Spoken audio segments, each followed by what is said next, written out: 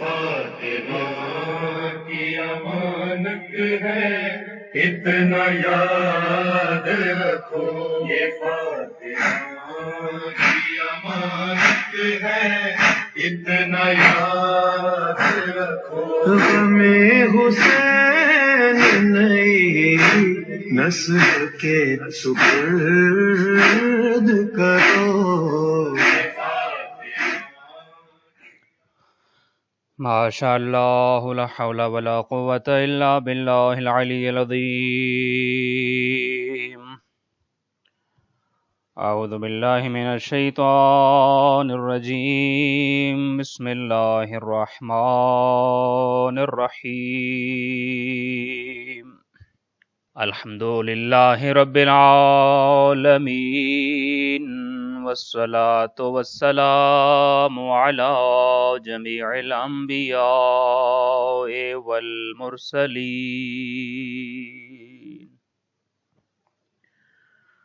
خصوصاً علی نبینا وشفیع ذنوبنا وحبیب قلوبنا وطبیب نفوسنا ابی القاسم محمد، اللہم صل علی محمد وآل محمد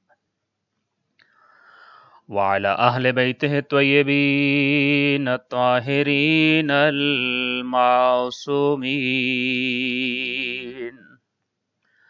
الذین اذہب اللہ عنہم الرجس وطہرہم تطہیرا، اللہم صل علی محمد وآل محمد۔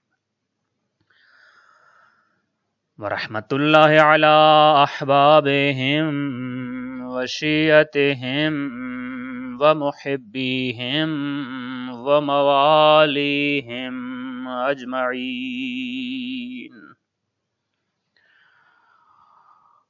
ولعنۃ اللہ علی اعدائہم وغاصب حقوقہم ومنکر فضائلہم وظالمیہم من یوم ظلمہم الی ابد العابدین۔ اما بعد فقد قال اللہ تبارک وتعالی فی کتابہ المجید وفرقانہ الحمید وقولہ الحق وہو اصدق القائلین۔ بسم اللہ الرحمن الرحیم۔ یا ایہا الذین آمنوا اتقوا اللہ ولتنظر نفس ما قدمت لغد، صلوات۔ اللہم صل علی محمد وآل محمد وعجل فرجہم۔ عشرہ محرم الحرام، جس میں ہم نے موت کے بارے میں گفتگو کی ہے، تیسری دنیا کے بارے میں گفتگو کی ہے، اور الحمدللہ اب تو اس عشرے کا آخری مجلس آج، اور اس دوران میں جب ہم تیسری دنیا کہتے ہیں یا تیسرا عالم کہتے ہیں تو ہر ایک کے ذہن میں یہ بات ذہن نشین ہو جاتی ہے کہ اس سے مراد ہمارا موت ہے، وہ زندگی اور وہ عالم ہے کہ جس کا آغاز موت کے ساتھ ہوتا ہے۔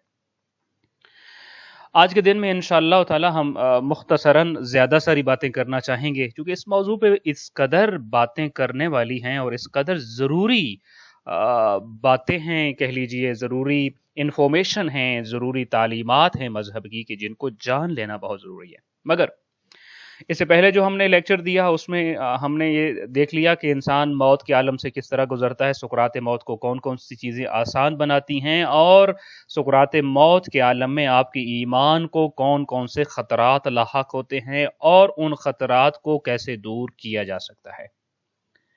اس عالم میں جب ایک انسان کی روح قبض ہو جاتی ہے تو اس کے بعد غسل و کفن کا مرحلہ، اور پھر وہ اپنی آخری منزل کی طرف جو ہے، جس کے اوپر عموماً آپ دیکھتے ہیں آخری آرام گاہ کے الفاظ بھی لکھے ہوئے ملتے ہیں، قبرستان میں، قبر میں سپرد خاک کر دیا جاتا ہے ایک انسان کو۔ کل بھی آپ کے سامنے عرض کیا کہ جب کوئی بھی شخص اس دنیا سے رخصت ہوتا ہے اور قبرستان میں چلا جاتا ہے، قبر میں چلا جاتا ہے، تو اب ہمارے معاشرے میں نہیں رہا۔ لیکن سوال یہ ہے کہ کیا ہمارے معاشرے میں نہ رہنے کی وجہ سے یا یہاں سے ٹرانسفر ہو جانے کی وجہ سے، تیسری دنیا میں چلے جانے کی وجہ سے، کیا ہمارا اور اس کا تعلق ٹوٹ گیا؟ ہمارا اور اس کا واسطہ ختم ہو گیا، ہمارا اور اس کا جو ریلیشن تھا، رشتہ داری تھی، وہ سب ختم، چونکہ اب وہ زندہ ہی نہیں، اب تو وہ چلا گیا۔ اور وہ اردو میں کہتے ہیں کہ آنکھ اوجل پہاڑ اوجل، اور کہ اب بس جو تھا جو ہے وہی ہے، جو چلا گیا اب اس کے بارے میں اب کیا کیا جا سکتا، وہ تو ہماری دنیا میں ہے ہی نہیں، وہ ایک الگ جان میں ہے اور اس کا ایک الگ سلسلہ اور ہماری دنیا کے الگ مسائل ہیں۔ ایسا ہرگز نہیں ہے۔ میں آپ کے سامنے ایک جو آج کی جو آپ کہہ لیجیے مجلس کا خلاصہ ہے وہ جو یہ بیان کرتا ہوں کہ تعلیمات اسلام میں اور تعلیمات مکتب آل البیت علیہ السلام میں ایک چیپٹر ہے زیارت المؤمن، مومن کی زیارت۔ اچھا، یہ مومن کی زیارت کا چیپٹر اتنا وسیع ہے کہ اس چیپٹر کے اندر ایک زندہ مومن سے ملاقات کا ثواب بھی ہے اور ایک مرحوم مومن سے ملاقات کا ثواب بھی درج ہے۔ ایک زندہ انسان سے ملنے کے طور اطوار، طریقے، آداب بھی موجود ہیں، اور ایک مرحوم سے ملنے کے آداب بھی موجود ہیں، اور کیا طریقہ اور کس طریقے سے ملنا چاہیے وہ پورا چیپٹرز بھی موجود ہیں۔ بلکہ میں اگر اس کو وسیع کروں، تعلیمات مکتب اہل البیت علیہ السلام میں آپ دیکھیں گے کہ آپ کو 3 طرح کی چیزیں ملیں گی۔ ایک یہ ہے کہ ایک زندہ مومن ہے، اس کو آپ نے کیسے ملنا ہے، اس کو کیسے ویلکم، یعنی اس ایک مومنین کے ساتھ انٹریکشن کے بارے میں آپ کو ایک چیپٹر ملے گا۔ ایک چیپٹر ملے گا مرحومین کے ساتھ، جب آپ ان سے ملاقات کرنے کے لیے جاتے ہوتے ہیں تو اس کے کیا آداب ہیں اور کیا طور طریقہ ہے۔ اور تیسرا چیپٹر آپ کو ملے گا کہ جب آپ کو کوئی مرحوم ملنے آتا ہے تو آپ نے اس کو کیسے ملنا ہے۔ بظاہر تیسری چیز بڑی عجیب سی کہ مرحوم بھی ملنے آتے ہیں۔ یہی 3 چیزیں انشاءاللہ تعالی آج کے ہمارے اس جو لیکچر ہے، مجلس ہے، اس کا موضوع گفتگو ہیں، اور انشاءاللہ تعالی اس موضوع کے اوپر جانے سے پہلے میں چاہتا ہوں کہ آج چونکہ ہمارے اس مجلس کا آخری دن ہے تو ان مجالس کے برپا کرنے کے لیے خاص طور پر اور عمومی طور پر دنیا جہاں میں جہاں کہیں بھی ذکر حسین اور عزاداری امام حسین علیہ الصلوۃ والسلام برپا کی گئی ہے، وہ کوئی سی بھی مخلوقات ہوں اس دنیا اس ارض پہ ہوں یا کائنات کے کسی اور حصے پر بھی ہوں، خالق کائنات عزاداری امام حسین علیہ الصلوۃ والسلام اور ذکر شہدائے کربلا برپا کرنے والی کی ان زحمتوں کو اعلیٰ عبادت کا درجہ عطا فرمائے، اور جو مومنین اس میں کوشاں ہیں ان کی توفیقات خیر میں انشاءاللہ تعالی اضافہ فرمائے، اس کے صدقے میں ان کی جائز شرعی حاجات کو پورا فرمائے، اور اس کے صدقے میں سکرات الموت، موت کی سختیوں سے محفوظ فرمائے، حالت ایمان میں انشاءاللہ تعالی موت نصیب ہو ایسے تمام مومنین کو، اور خالق کائنات ان کی توفیقات میں یہاں پر بھی انشاءاللہ اضافہ فرمائے، اور ان کے درجات میں تیسری دنیا میں بھی انشاءاللہ اضافہ فرمائے۔ اپنی ان دعاؤں کی قبولیت کے لیے ایک مرتبہ صلوات بھیجیے محمد و آل محمد پر۔ اللہم صلی علی محمد و آل محمد۔ آپ کے سامنے 3 طرح کی چیزیں بیان کی۔ زندہ مومنین سے ملاقات، ظاہر ہے وہ اتنا بڑا چیپٹر کہ جس پہ ایک الگ سے اشرہ چاہیے، لیکن ایک روایت آپ کے سامنے امام موسیٰ بن جعفر علیہ الصلوۃ والسلام کی بیان کرتا ہوں، اور پھر اس کے بعد ہم اگلے چیپٹر میں چلے جاتے ہیں۔ اور یہ خاص طور پر اس روایت کو کووڈ-19 کے زمانے کے کانٹیکسٹ میں اگر آپ دیکھنا چاہیں گے تو زیادہ بہتر یہ روایت سمجھ آئے گی۔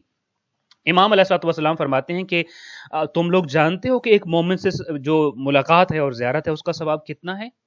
اس کی حد بتانے کے لیے آپ نے فرمایا کہ من لم یقدر ان یزورنا فلیزور صالح موالینا، کہ تم چاہتے ہو کہ تم اپنے وقت کے امام سے ملو۔ ہم میں سے کون ہے جو امام وقت سے نہیں ملنا چاہتا، امام زمان علیہ الصلوۃ والسلام سے نہیں ملنا چاہتا، لیکن نہیں مل پاتے۔ خواہش بڑی ہے، کاش میں بھی امام زمان علیہ الصلوۃ والسلام سے ملاقات کرتا۔ امام موسیٰ بن جعفر نے امام وقت سے ملاقات کا ایک طریقہ بتایا، فرمایا کہ امام وقت سے ملنا چاہتے ہو نا اور تم نہیں مل پا رہے کسی وجہ سے۔ 7ویں امام کے زمانے میں مثال دیتا ہوں، کوئی شخص جو ہے وہ بصرہ میں رہتا تھا اور امام کے پاس اب ظاہر مدینہ میں یا بغداد میں جانے کا اس کے پاس ایک لمبا وقت چاہیے اور اسباب چاہیے، اس کے پاس نہیں تھے، تو امام فرما رہے ہیں من لم یقدر ان یزورنا یا ومن لم یقدر ان یزورنا، کہ جو بھی ہم سے اپنے وقت کے امام سے ملنا چاہتا ہے مگر قدرت اور طاقت نہیں ہے، کسی بھی وجہ سے نہیں مل پا رہا۔ میں اس کو بلکہ یوں اگر کہوں کہ مثلا امام علیہ الصلوۃ والسلام کی زیارت تو آپ کو پتہ ہے ان کی زندگی میں بھی ہے اور ان کی زندگی کے بعد بھی ہے۔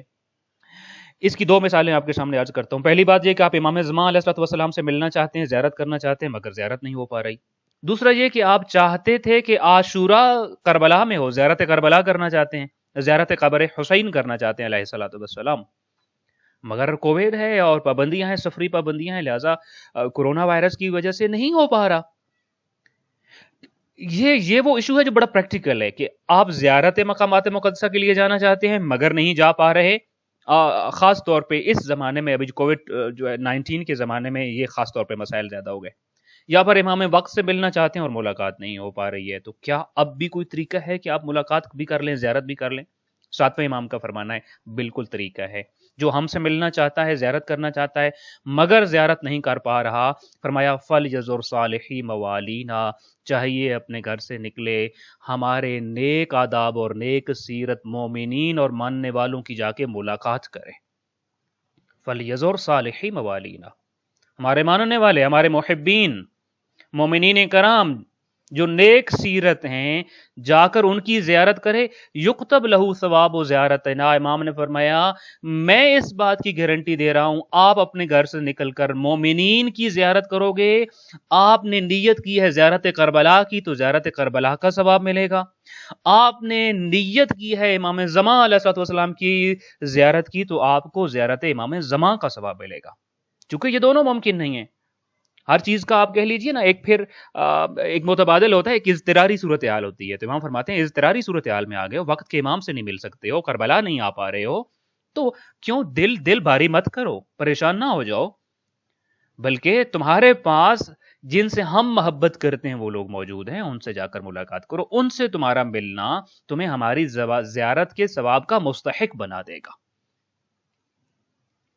اور پھر فرمایا وَمَن لَمْ يَقْدِرْ عَلَىٰ صِلَتِنَا، ہم چاہتے ہیں کاش ہم مدینے میں ہوتے، نبی کریم صلی اللہ علیہ وآلہ وسلم کے زمانے میں ہوتے، ہم نبی کریم صلی اللہ علیہ وآلہ وسلم کے ساتھ نیک سلوک کرتے، ان کی بہت سارے جو آپ کہہ لیجیے کام تھے، ہم چاہتے کاش وہ کام ہمارے سپرد کیے جاتے، ہم کرتے، ہم چاہتے ہم صلہ رحمی کریں، نیکی کریں۔ امام فرماتے ہیں جو ہمارے ساتھ نیکی کرنے پر قادر اس حوالے سے نہیں ہے کہ صلہ رحمی کرنے کے حوالے سے اس طرح سے قادر نہیں ہے کہ ظاہر ہے وہ ہم سے دور بیٹھا ہے، فَلْيَصِلْ صَالِحِي مَوَالِينَا، اپنے پڑوس میں رہنے والے مومنین کے ساتھ اچھا برتاؤ کرو، ان کے ساتھ نیکیاں کرو، ان کے مسائل کو حل کرو، ان کی کیئر کرو، یکتب لہو ثواب صلتنا، جب آپ ان کی کیئر کرو گے، ان کے ساتھ نیک سلوک کرو گے، ان کی ضروریات کا خیال کرو گے، تو تمہیں وہی ثواب ملے گا جو اہل البیت علیہم السلام کے گھرانے کے ساتھ نیکی اور اچھائی کر کے ملتا ہے۔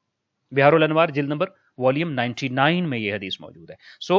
زندہ انسان اور ایک زندہ مومن کی زیارت کا ثواب آپ نے اندازہ لگایا کتنا بڑا ثواب ہے ایک مومن کی زیارت کا ثواب۔ یہ وہ چیپٹر ہو گیا کہ ایک مومن کی زیارت بہت بڑا ثواب ہے، اس کی زندگی میں یہ والا ثواب ہے۔ اب سوال یہ ہے کہ جب مومن اس دنیا سے چلا جاتا ہے تو تعلق منقطع ہوتا ہے یا نہیں ہوتا؟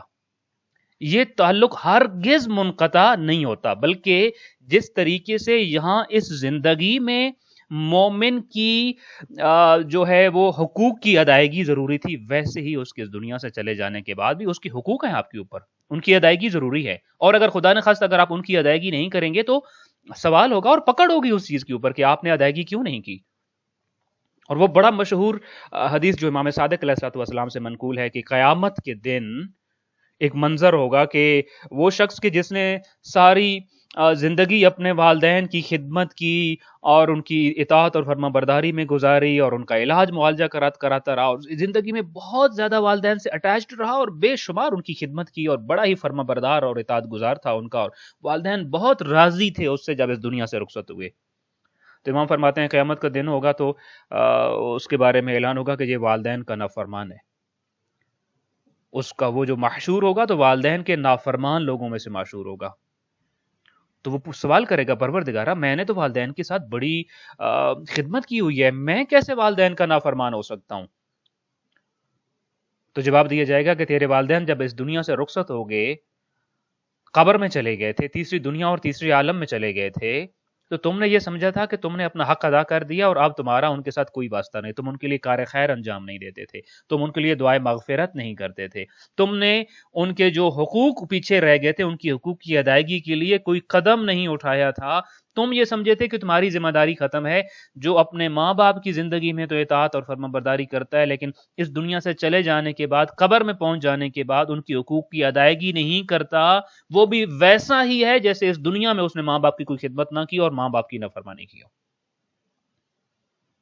خاتمہ بالخیر ہم پڑھ رہے ہیں نا، خاتمہ بالخیر ضروری ہے، یعنی آپ نے ابتدا میں تو بہت اچھا کام کیا ہے، مگر ابھی حقوق کی ادائیگی باقی تھی جب وہ قبر میں چلے گئے تو آپ نے چھوڑ دیا، اب خاتمہ بالخیر نہیں ہوا اس نیکی کا۔ اسی طریقے سے اسی روایت کا دوسرا حصہ یہ ہے کہ ایک شخص جو دنیا میں اپنے ماں باپ کا نافرمان تھا،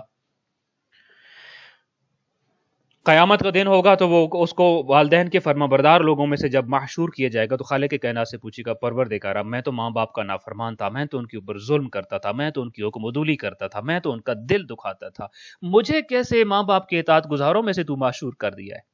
میں تو ماں باپ کے فرما برداروں میں سے نہیں تھا۔ تو جواب دیا جائے گا کہ ماں باپ کی زندگی میں تو اسے یہ ساری غلطیاں ہوئیں، مگر جب ماں باپ اس دنیا سے چلے گئے تو تم نے ماں باپ کی حقوق کی ادائیگی اس طرح سے کی کہ تمہارے گزشتہ گناہ معاف کر دیے گئے اور تمہیں ماں باپ کے اطاعت گزاروں میں لکھ دیا گیا۔ چونکہ ماں باپ کے چلے جانے کے بعد تم نے ماں باپ کی حقوق کی ادائیگی کی، ان کے نماز روزے کے اور دیگر واجبات کے جو مسائل تھے ان کو حل کیا، ان کے لیے تو نے صدقہ و خیرات کیا، ان کے لیے ان مجالس برپا کی ہیں، ان کے لیے دعائے مغفرت کرتا رہا ہے، ان کے لیے تو حج و زیارات پہ گیا تو ان کے لیے نیابتاً حج کرتا رہا، زیارات کرتا رہا، ہر نیکی میں ان کا حصہ ڈالتا رہا، ہر دعا میں ان کے لیے مغفرت مانگتا رہا۔ تو خالق کائنات نے چونکہ تو نے والدین کی حقوق کا خاتمہ بالخیر کیا ہے، خالق کائنات نے تجھے والدین کے فرما برداروں میں سے شمار فرما لیا ہے۔ میں یہ روایت آپ کے سامنے جو مقصد عرض کر رہا ہوں، اس کا مقصد یہ ہے، آپ خود دیکھ لیجئے کہ اس دنیا سے چلے جانے کے بعد جب مومن اس دنیا سے چلا جاتا ہے وہ تعلق منقطع نہیں ہوتا، ختم نہیں ہوتا، بلکہ اب بھی اس کے حقوق ہیں اور ان حقوق کی ادائیگی ضروری ہے۔ اگر وہ حقوق ادا نہیں کیے جائیں گے، اسی طریقے سے امیر المومنین علی ابن ابی طالب علیہ الصلوۃ والسلام کا وہ فرمان کہ جس میں امیر المومنین علیہ الصلوۃ والسلام نے ہمیں مومنین کی زیارت کے حوالے سے موٹیویٹ کیا ہے۔ چونکہ دیکھیے ایک بات یہ ہے کہ بلکہ اس کو ہم دو طرح سے ایکسپیکٹیشنز آف مرحوم کا چیپٹر جو ہے ہمیں اس کو ضرور اسٹڈی کرنا چاہیے اور ٹھیک ٹھاک معلوم ہونا چاہیے، چونکہ اگر ہمیں مرحوم کی ایکسپیکٹیشنز کی اور اس کی توقعات کا علم نہیں ہوگا تو ہم ظاہر ان چیزوں کی ادائیگی بھی نہیں کریں گے۔ ایک مرحوم ہم سے کیا ایکسپیکٹ کر رہا ہے؟ امیر المومنین علیہ الصلوۃ والسلام فرماتے ہیں کہ اپنے جو مرحومین ہیں ان کی قبر کی زیارت کیا کرو، چونکہ وہ ایکسپیکٹ کرتا ہے کہ آپ اس کی زیارت کے لیے آیا کرو گے، وہ ایکسپیکٹ کرتا ہے کہ آپ اس کی زیارت کے لیے آیا کرو گے، لہذا فرمایا زوروا موتاکم فانہم یفرحون بزیارتکم، اپنے مرحومین کی زیارت کے لیے جایا کرو، قبرستان جایا کرو۔ جب تم قبرستان جاتے ہو تو تمہارے مرحومین تمہارے قبرستان جانے پر، ان کی قبر پہ جا کر فاتحہ اور دعا پڑھنے پر بہت خوش ہوتے ہیں، مسرور ہوتے ہیں، دلشاد ہو جاتے ہیں۔ وہ دو باتیں ہو گئیں اور اب انشاءاللہ تعالی ہم ان کے آداب کی طرف جاتے ہیں۔ زندگی میں مومنین سے ملاقات کے کیا آداب ہیں اس چیپٹر کو ابھی ہم نہیں بیان کر سکتے، چونکہ موت اور مرنے کے بعد کا عالم ہمارا موضوع گفتگو۔ دوسری بات ہم نے یہ کی کہ مرنے کے بعد جب جو شخص اس دنیا سے چلا گیا وہ لا تعلق نہیں ہو گیا، قطع تعلق نہیں ہو گیا، اس کے ساتھ سارے معاملات ختم نہیں ہو گئے، اب بھی معاملات دو طرفہ ہیں، دو طرفہ معاملات ہیں، یاد رکھیں۔ ایک یہ ہے کہ میں ان مرحومین کے ساتھ کیسے انٹریکشن کروں، دوسرا یہ ہے کہ وہ مرحومین میرے ساتھ کیسے انٹریکشن کرتے ہیں۔ آئیے ذرا اب اس پہلی چیز کو دیکھتے ہیں کہ میرا یعنی ہم زندہ لوگوں کا، میرا اور آپ کا مرحومین کے ساتھ کیا رابطہ، کیا تعلق ہونا چاہیے، اور مرحومین کے لحاظ سے میری اور آپ کی ذمہ داری کیا ہے۔ پہلی ذمہ داری جس کو امیر المومنین علی ابن ابی طالب علیہ الصلوۃ والسلام نے بتا دیا وہ یہ ہے کہ قبرستان جایا کرو اور اپنے مرحومین کی زیارت کیا کرو، ان کی قبر کی زیارت کیا کرو۔ اس چیپٹر کے اندر یعنی مرحومین سے جو ملاقات کے آداب ہیں اور قبور مومنین کی زیارت کا آداب کیا ہیں اور اس کا ثواب کیا ہے، اس میں ہم چند ایک پوائنٹس کو ڈسکس کرتے ہیں۔ پہلی بات یہ ہے کہ مرحومین کی جب ہم ظاہر ہے جب کسی بھی مومن سے ملتے ہیں تو معانقہ کرتے ہیں، سلام کرتے ہیں ہم، تو اب وہ مومن تو زندہ ہو تو وہ تو معلوم ہوتا ہے یہ مومن ہمارے سامنے آتا، ہم آگے بڑھے، ہم نے معانقہ کیا، ہم نے سلام کیا، لیکن اب جب قبور کی زیارت کے لیے جا رہے ہیں تو اب مرحومین کو کیسے سلام کریں؟ امیر المومنین علی ابن ابی طالب علیہ الصلوۃ والسلام جب قبرستان جاتے تھے تو امیر المومنین یوں سلام کرتے تھے مرحومین کو، السلام علی اہل لا الہ الا اللہ من اہل لا الہ الا اللہ، اے لا الہ الا اللہ پڑھنے والو اور قبر کی دنیا میں چلے جانے والو، ایک لا الہ الا اللہ پڑھنے والے کا تم پر سلام ہو. کیا خوبصورت سلام، کیا خوبصورت سلام. السلام علیکہ یا اہل لا الہ الا اللہ من اہل لا الہ الا اللہ. اور پھر یہ سلام کرنے کے بعد پھر ایک گفتگو مرحومین سے کرتے تھے اور ایک بات خالق کائنات سے کرتے تھے. سلام کر دیا مرحومین کو، سلام کرنے کے بعد اگلی گفتگو جو قبر والوں سے کر رہے ہیں، آپ قبر والوں سے بات ایک ہی بات کرتے تھے، یا اہل لا الہ الا اللہ، اے لا الہ الا اللہ پڑھنے والو، بحق کے لا الہ الا اللہ، تمہیں اسی کا واسطہ جس کا کلمہ پڑھتے رہے ہو. کیف وجدتم قول لا الہ الا اللہ من لا الہ الا اللہ. مجھے ایک بات بتاؤ کہ یہ جو لا الہ الا اللہ پڑھنے کا کلمہ تھا، اس کلمے کا کیا اجر ملا ہے اس کی جانب سے جس کے لیے تم لا الہ الا اللہ پڑھتے رہے ہو. یہاں قبر میں جا کر تم نے تو دیکھ لیا نا اس کلمے کا کیا اجر و ثواب اور کیا درجہ تھا. ذرا بتاؤ علی ابن ابی طالب کو کہ لا الہ الا اللہ پڑھنے والوں، اسی لا الہ الا اللہ نے اس لا الہ الا اللہ کا کیا بدلہ دیا ہے تمہیں قبر کے اندر. یہ گفتگو مرحومین کے ساتھ، اور پھر خالق کائنات سے ایک دعا، یا لا الہ الا اللہ، اے میری لا الہ الا اللہ ذات، اے وہ جس کے علاوہ کوئی معبود نہیں ہے، بحق کے لا الہ الا اللہ تجھے تیری ذات کا واسطہ دیتا ہوں، اغفر لمن قال لا الہ الا اللہ، ہر اس بندے کو بخش دے جس نے لا الہ الا اللہ پڑھ لیا.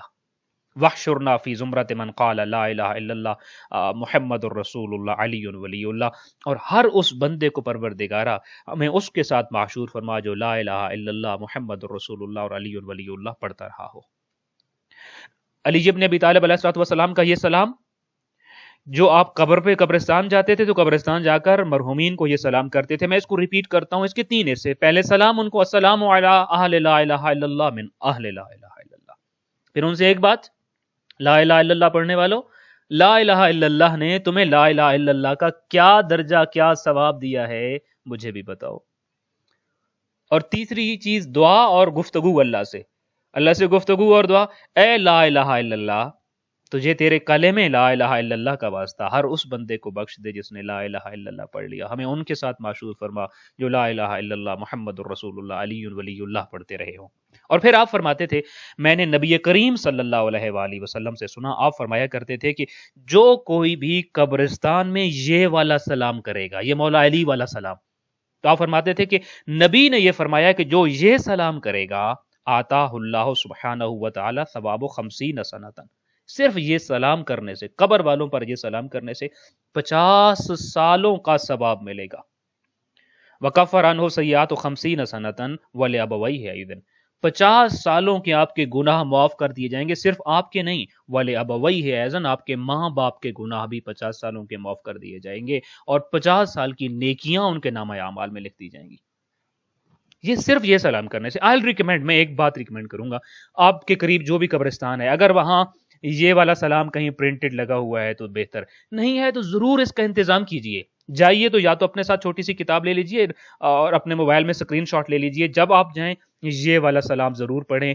50 سال کے گناہ معاف ہو جائیں گے، 50 سال کی نیکیاں مل جائیں گی، صرف آپ کو نہیں بلکہ آپ کے والدین کو بھی یہی پیکج مل جائے گا. اور سلام آپ وہ والا کر رہے ہوں گے جو امیر المومنین علی ابن ابی طالب علیہ الصلوۃ والسلام کرتے تھے اور نبی کریم صلی اللہ علیہ وآلہ وسلم کرتے تھے. اور اگر ایک سٹیپ اور آگے اٹھائے کہ وہاں پہ ایک آپ پینا فلیکس لگوا دیجئے، ایک بورڈ لگوا دیجئے کہ جس کے اوپر یہی سلام ہو اور سارے مومنین آئیں اور پڑھیں، اور پھر آپ کو بھی وہ والا ثواب وہ ملتا رہے. اس کے علاوہ بھی دیگر سلام بھی ملتے ہیں. بڑا خوبصورت قسم کا ایک جو جملہ ہے کہ امیر المومنین علیہ الصلوۃ والسلام یا کسی معصوم سے منقول ہے، السلام علی دیار علی اہل الدیار من المسلمین والمومنین انتم لنا فرۃ وانا انشاءاللہ لاحقون. اے مومنین اور مسلمین کی بستی تم پر سلام ہو. یہ نبی کریم صلی اللہ علیہ وآلہ وسلم سے منقول. اے مومنین مومنات اور مسلمین و مسلمات کی بستی، قبر والو قبرستان والو تم پر ہمارا سلام ہو. انتم لنا فرۃ، تم تھوڑا سا ہم سے پہلے آ گئے. وَإِنَّا إِنشَاءَ اللَّهُ لَاحِقُونَ، اور انشاءاللہ ہم بھی تمہارے پاس آنے والے ہیں. وہ جناب بہلول کے بارے میں ملتا ہے کہ آپ قبرستان بڑا پسند تھا، اور قبرستان میں بیٹھنے کا ایک الگ چیپٹر ہے کہ قبرستان میں بیٹھنے کا، قبرستان میں جانے کا ثواب کتنا ہے. خود بعض روایات ہیں قبرستان جاؤ تو قبرستان میں بیٹھو.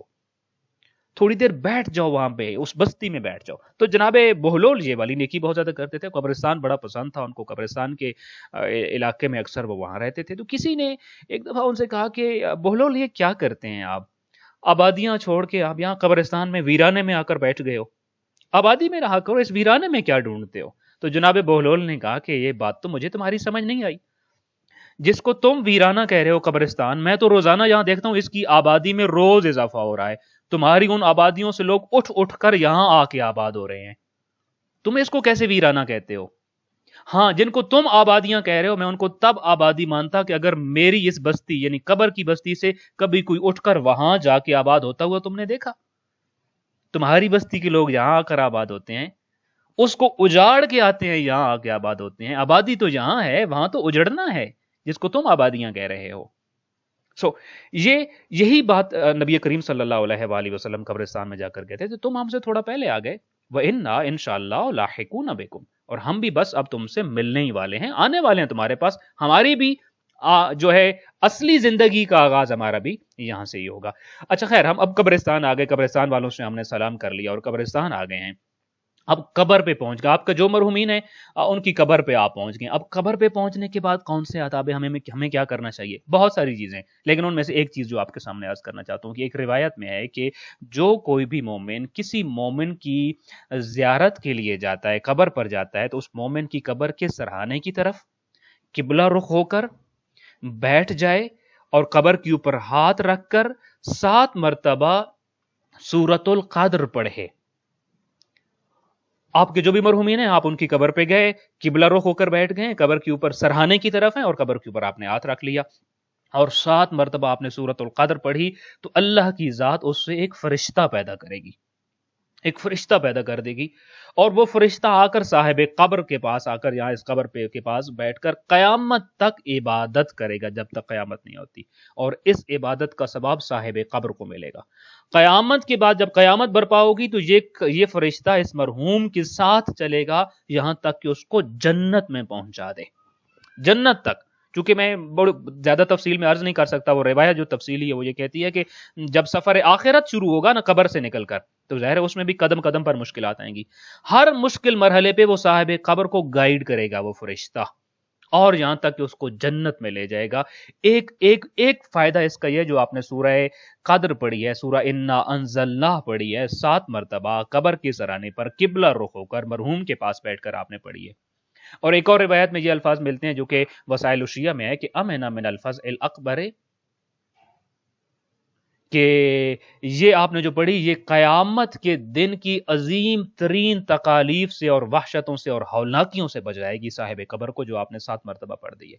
بلکہ ایک اور روایت تو وہ بھی وسائل الشیعہ میں ہے جس میں یہ فرمایا گیا ہے کہ غفر اللہ لہو ولصاحب القبر، اگر آپ یہ 7 مرتبہ سورہ انا انزلناہ پڑھتے ہیں تو آپ کے بھی سارے گناہ معاف ہو جائیں گے اور صاحب قبر کو بھی بخش دیا جائے گا، صاحب قبر کو بھی بخش دیا جائے گا. یہ صرف آپ نے جو 7 مرتبہ سورۃ القدر پڑھی ہے. آپ گئے، آپ نے قبر پہ جا کے قبرستان میں انٹری کے وقت سلام کیا اور امیر المومنین کا سلام کیا. 50 سال کے گناہ معاف ہو گئے، 50 سال کی نیکیاں مل گئیں، صرف آپ کو نہیں آپ کے ماں باپ کو بھی. قبر پہ آپ آئے، قبر پہ آپ نے قبلہ رخ ہو کر 7 مرتبہ سورۃ القدر پڑھی، گناہ معاف ہو گئے ساری زندگی کے آپ کے، اور صرف آپ کے نہیں صاحب قبر کے بھی معاف ہو گئے. فرشتہ بھی آ گیا قبر کے سرانے، قبر کے پاس بیٹھ کر عبادتیں کرے گا، اور قیامت کی ہولناکیوں سے آپ بھی محفوظ ہو گئے، صاحب قبر بھی محفوظ ہو گیا. اندازہ کیجئے کتنا بڑا نیکیوں کا منبع اور مرکز ہے قبرستان، جس کو ہم بھولے بیٹھے ہیں. صرف یہ 2 واقعات، جو 2 حدیثیں ذہن میں سوچیے، اور سوچیے قبرستان کتنا بڑا مرکز ہے جو آپ کو نیکیاں دیتا ہے. یہ تو صرف نیکیاں ہیں، جو عبرت ملتی ہے قبرستان سے وہ الگ ہے، جو مائنڈ بنتا ہے قبر میں جانے کا وہ الگ ہے، جو تیاری اور پریپریشن کے لیے موٹیویشن ملتا ہے وہ تو بالکل الگ ہے. نیکیاں ہی اس قدر ہیں.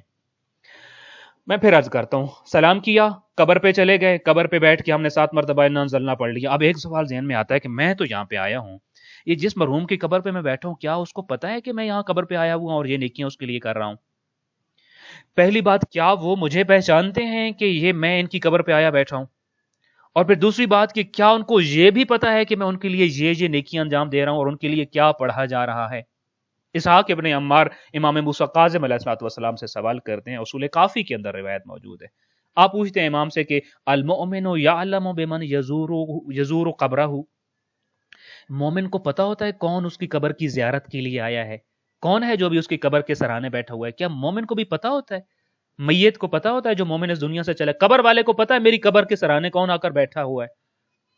امام موسیٰ بن جعفر علیہ الصلوۃ والسلام فرماتے ہیں نعم، بالکل پتا ہوتا ہے اس کو، وہ جانتا ہے، اور صرف جانتا نہیں ہے، ولا یزال مستانسا به ما دام عند قبرہ، جب تک وہ صاحب قبر کے پاس اب قبر کے اوپر بیٹھے رہتے ہیں وہ بڑا خوش ہوتا ہے، وہ آپ سے انس اور آپ کے بڑے قریب محسوس کرتا ہے اپنے آپ کو، اور بڑی انس بھری اور محبت بھری محفل میں بدل جاتا ہے آپ کا وہ بیٹھنا وہاں پہ. البتہ اس کے بعد روایت یہ کہتی ہے فَإِذَا قَامَ وَانْصَرَفَ مِنْ قَبْرِهِ، جب آپ قبر پہ کچھ دیر بیٹھنے کے بعد اٹھتے ہیں اور پھر واپس جاتے ہیں، دَخَلَهُ مِنْ انصرافه عن قبره وحشة، اب آپ کے واپس جانے کے بعد وہ پریشان ہو جاتا ہے. میں ایک اور جگہ پہ یہ مطالعہ بیان کر رہا تھا تو میں ایک چیز بیان کی کہ اس کا مطلب یہ نہیں کہ آپ قبرستان جانا چھوڑ دیں. ایک سادہ سی ایگزامپل، آپ کے کوئی رشتہ دار آپ کو ملنے آتے ہیں جو آپ کو بہت عزیز ہیں، تو آپ کو خوشی تو ہوتی ہے ان کے آنے سے، اور جب آپ کو مل کے واپس جا رہے ہوتے ہیں تو کیا آپ اداس نہیں ہوتے؟ تو اس کا مطلب ہے کہ آپ کو رشتہ دار ملنے آیا ہی نہ کریں. آپ کے دوست احباب جن کے آنے سے آپ کو خوشی ہوتی ہے وہ آپ کو ملنے نہ آیا کریں چونکہ ان کے جانے سے آپ پریشان ہوتے ہیں. نہیں، ایسا تو ہرگز نہیں ہے. پھر بھی ہم تڑپتے ہیں کب آئے گا وہ ملنے دوبارہ. تو یہ قبر والا بھی ایسے ہی ہے، بالکل وہی. میں نے اس لیے کہا قبر کی دنیا کو لا تعلق کی دنیا مت سمجھیے. آپ کا اس قبر کی دنیا سے تعلق ہے، اور میں انشاءاللہ چونکہ اگلا نقطہ یہ ہے کہ قبر والوں کا آپ کی دنیا سے کیا تعلق ہے وہ بھی آپ کے سامنے عرض کرتا ہوں. تو امام یہ فرماتے ہیں کہ جب آپ قبرستان میں جاتے ہیں آپ کا قبر والا آپ کو پہچانتا ہے، آپ کی ساری باتیں سنتا ہے، آپ کے اذکار سنتا ہے، بلکہ آپ کے جانے سے he feels happy and comfort. اور لیکن جب آپ آتے ہیں تو پھر وہ ضرور اداس بھی ہو جاتا ہے. امیر المومنین علیہ الصلوۃ والسلام کا فرمان آپ کے سامنے عرض کر چکا کہ زوروا موتاکم، خود امیر المومنین نے فرمایا جاؤ قبر پر ان کی زیارت کرو، یفرحون بزیارتکم. تو مولا میں جب قبر میں جاؤں گا تو ان کو پتہ ہے میں آ گیا ہوں. فرمایا صرف پتہ نہیں ہے، خوشی بھی ہوگی. یفرحون بزیارتکم، تم جاؤ گے تو بڑی خوشی ہوگی. 3 پوائنٹ آپ کے سامنے تذکرہ کیا. سلام کیسے کرنا، قبر پہ کہاں بیٹھنا، کیسے بیٹھنا، کدھر منہ کر کے بیٹھنا، اور کیا پڑھنا ہے، اور تیسری بات کہ کیا قبر والا پہچانتا ہے کیا پڑھا جا رہا ہے اور آپ کو جانتا ہے اور آپ کے آنے سے اس کو کیسا فیل کر رہا ہے. چوتھی بات اس حوالے سے کہ جب میں قبرستان جانا چاہ رہا ہوں تو کن کن دنوں میں جانا ریکمینڈڈ ہے، کن دنوں میں جانا مستحب ہے، اور کن دنوں میں جانے کا زیادہ اجر ہے، زیادہ ثواب ہے. بہتر یہ ہے کہ میں کن دنوں میں جایا کروں، ہفتے کے 7 دنوں میں سے کب جایا کروں. پہلی بات تو یہ کہ کسی بھی دن میں قبرستان میں جانا منع نہیں ہے. اب جب چاہے ہفتے میں، آپ کو آج کل کی مصروف دنیا میں جب ٹائم ملتا ہے فوراً. نیکی میں کوئی ڈیلے نہیں ہونا چاہیے، اسی لیے نیکی میں روایات آتی ہے کہ جب بھی آپ کا کسی نیکی کا ذہن بن گیا تو اس کو ڈیلے مت کرو، بعد میں وہ نیکی آپ سے رہ جائے گی. لہٰذا نیکی کا جب آپ کا بن گیا، اور قبرستان میں جانے کی نیکی ہے جس کا آپ کی اس دنیا پہ بھی اثر پڑے گا اور آپ کی اگلی دنیا کے لیے بھی ثوابوں کا ایک مرکز ہے، وہ نیکیوں کا ایک مرکز ہے. سو جب آپ کا ذہن بن گیا، جب آپ کو فرصت ملی فوراً قبرستان چلے جائیے. یہ مت سوچئے کہ نہیں آج فارغ بھی ہوں، ذہن بھی ہے جانے کا، لیکن آج نہیں جاتا، جمعے کو جاؤں گا. کیا پتا آپ جمعے کو جا ہی نہ پائیں، جمعے کو دوبارہ چلے جائیے گا نا. ابھی وقت ہے، ابھی ذہن میں آ گیا، ابھی کوئی مرحوم یاد آ گئے، کوئی بھی وجہ بنی قبرستان وزٹ کرنے کا ذہن بن گیا تو ابھی ضرور کر لیجئے. لیکن ریکمینڈڈ اوقات کون سے ہیں؟ نبی کریم صلی اللہ علیہ وآلہ وسلم، امام صادق علیہ الصلوۃ والسلام، امام محمد باقر علیہ الصلوۃ والسلام، اور حضرت زہرا سلام اللہ علیہ کب قبرستان کو وزٹ کرتی تھیں یہ میں آپ کو بھی بتاتا ہوں.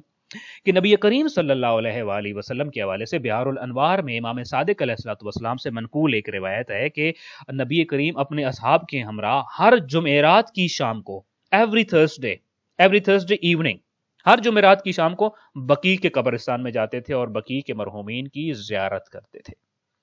ایک دن جو ریکمینڈڈ ہے نبی کریم صلی اللہ علیہ وآلہ وسلم کی سنت کے مطابق وہ جمعرات کی شام کو جانا چاہیے. امام صادق علیہ الصلوۃ والسلام ہی سے روایت ہے کہ نبی کریم صلی اللہ علیہ وآلہ وسلم کے بعد جب تک حضرت زہرا سلام اللہ علیہ زندہ رہیں. جناب زہرا کا معمول کیا تھا؟ حضرت زہرا سلام اللہ علیہ ہر ہفتے میں 2 بار، یعنی ٹوائس ان اے ویک، ہر ہفتے میں 2 بار، کن کن دنوں میں؟ سوموار کو اور جمعرات کو احد کی قبرستان تشریف لے جاتی تھی، جو آپ کے گھر سے 6 سے 7 کلومیٹر کی مسافت پر کم از کم. تو جناب زہرا سلام اللہ علیہ ہر ہفتے میں 2 مرتبہ جاتی ہیں، ایک سوموار کو یعنی منڈے اور جمعرات یعنی تھرسڈے کو. So every Monday and every Thursday جناب زہرا سلام اللہ علیہ قبرستان جاتی تھیں، اور وقت کی قلت وغیرہ میں بتا تھا کہ وہاں پہ جا کر جناب حمزہ سید الشہداء کی قبر پہ جا کے کون کون سی دعائیں اور کون کون سے سلام پڑھتی تھیں. امام محمد باقر علیہ الصلوۃ والسلام سے ایک صحابی نے پوچھا کہ مولا کیا جو قبرستان میں میرے رشتہ دار مرحومین اس دنیا سے چلے گئے ہیں ان کی زیارت کے لیے جایا کروں، اور جب ان کی زیارت کے لیے جاؤں تو کب جانا زیادہ مناسب ہے؟ وسائل الشیعہ کی اس روایت میں امام محمد باقر علیہ الصلوۃ والسلام نے اپنے اس صحابی سے فرمایا اذا کان یوم الجمعۃ فزرہم، کہ جمعہ کے دن میں ان کی زیارت کے لیے ضرور جایا کرو، یعنی جمعے کے دن زیارت کے لیے جایا کرو. اور پھر علامہ خوئی سید خوئی مرحوم کی جو فقہ کی کتاب ہے اس میں وہ یہ لکھتے ہیں کہ سوموار اور جمعرات کو آپ عصر کے وقت جائیے، اور ہفتے والے دن صبح کے وقت قبرستان میں جانا یہ مستحب ہے. سو یہ ریکمینڈڈ اوقات جو کہ خاص طور پہ ان میں سے کسی ایک چیز کو آپ لے سکتے ہیں. یہ تو مختلف اوقات ہیں. نبی کریم صلی اللہ علیہ وآلہ وسلم جمعرات کی شام کو جاتے ہیں، حضرت زہرا سلام اللہ علیہ جمعرات کو بھی جاتی ہیں، سوموار کو بھی جا رہی ہیں. امام محمد باقر علیہ الصلوۃ والسلام فرماتے ہیں جمعہ کو ضرور وزٹ کیجیے. سو آپ ان دنوں میں سے کوئی سا بھی اپنا معمول بنا لیجیے تاکہ قبرستان میں وزٹ کر کر قبرستان والوں کے لیے بھی آسانی کا سبب ہو اور اپنے لیے بھی نیکیوں کا سبب ہو. ایک بات جو بھی آپ کے سامنے عرض کی وہ یہ ہے کہ جب ہمارا کیا حق بنتا ہے کہ قبرستان ہمیں کب جانا چاہیے، کس طریقے سے جانا چاہیے اور کس قدر جانا چاہیے. دوسرا سوال جو ابھی ہم نے شروع میں کیا تھا وہ یہ تھا کہ کیا جو قبرستان میں چلے گئے ہیں قبر والے بھی کبھی ہمیں ملنے آتے ہیں، اور اگر آتے ہیں تو جتنے بھی مرحومین اس دنیا سے چلے گئے ہیں سارے آتے ہیں؟ کون آتا ہے کون نہیں آتا؟ ظاہر ہے قبر والا اگر ہمیں ملنے آتا ہے تو اس کو اس جہان سے اجازت لے کر آنا پڑتا ہوگا نا، ایسے تو نہیں آتا ہوگا. جیسے ہم کسی ملک میں جاتے ہیں ویزا لگتا ہے، تو ویزے کے بغیر دوسرے ملک میں انٹری نہیں ہوتی. اب یہ دوسرا ملک نہیں دوسرا جہان ہے، تو دوسرے جہان سے ادھر آنے کے لیے اپنی مرضی سے تو نہیں آ سکتے ہوں گے. ظاہر ہے وہ وہاں چونکہ مرضیاں ختم ہو گیا، اختیار ختم ہو گئے قبر کی دنیا میں.